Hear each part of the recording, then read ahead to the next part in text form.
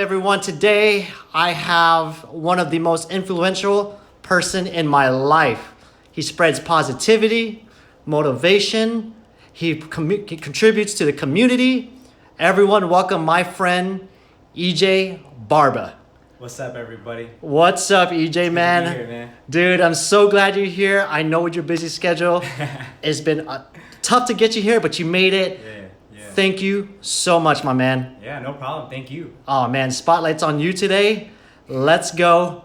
First off, I want to ask you is, how have you been, and what do you have in store for 2019, my man? Oh my gosh, life is great right now, man. I want to say just because December is done, because it was the craziest December of all time with work, but life is great. I can't complain. Everything happens for a reason, and I'm seeing it plug and play. I'm seeing how God works, and it's just a beautiful thing. What I have in store for 2019 is a different mindset. I want to say that the last year was definitely a year of boldness. I was trying new things. I was thinking a different way. I was talking a different way, and I was able to shoot my shot towards every little detail. You know, so I had a great year, but this year right now, 2019. I'm so expectant. I'm so excited because now I feel like this is going to be a year where I'm going to trust God even more because he's been so good to me. And now What made you turn to the Lord, and what inspired you to turn that direction and have him take your path? Oh, that's a really good question. And I do have an answer. I want to say that if it wasn't for my best friend, Omar El Takrori, shout out to him and his wife. They got married in, I want to say if I'm wrong, I'm sorry. 2013 is what I think they got married. And he asked me to be a groomsman. And from that, there was a transition of me being a part of the wedding where I wanted to just meet his friends more. You know, where he worked at was at a church. So I was getting to meet a couple of his friends, his family members and whatnot. And I was getting more involved in the preparation to the wedding.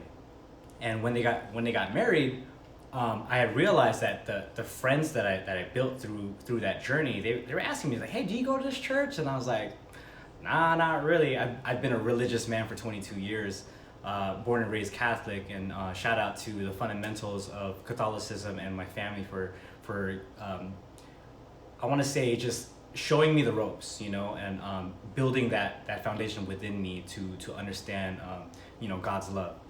But when it came to my best friend's wedding, I understood that it's a relationship with Jesus. So what it was them asking me, the friends were asking me like, hey, you should start coming here more, man. It seems like you fit the part. And I'm like, what does that even mean?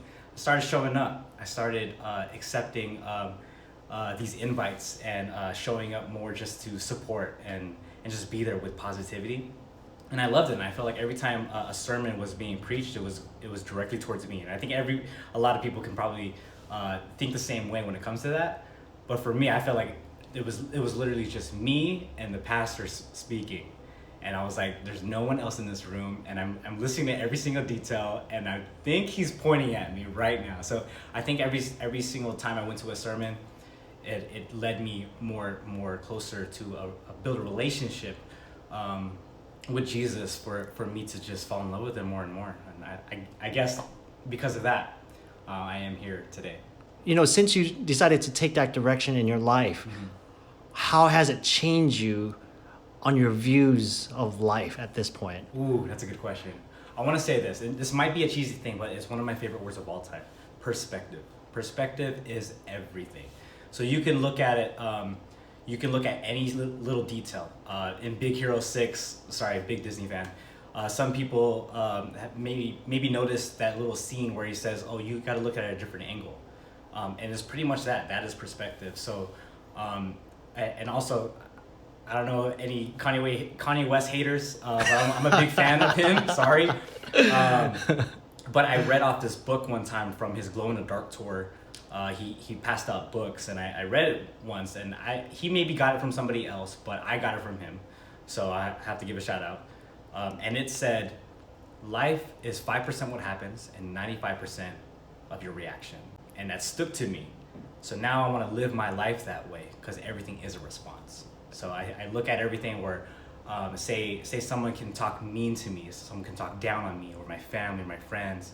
I could either I can get mad. I can get super mad and be like, well, blah blah blah, curse word, if I wanted to. I could react with hatred. I could react with a vengeance. But however, come Cancer. Sorry about that. It's all good, man. I appreciate those moments. Like in life, people need to realize you need those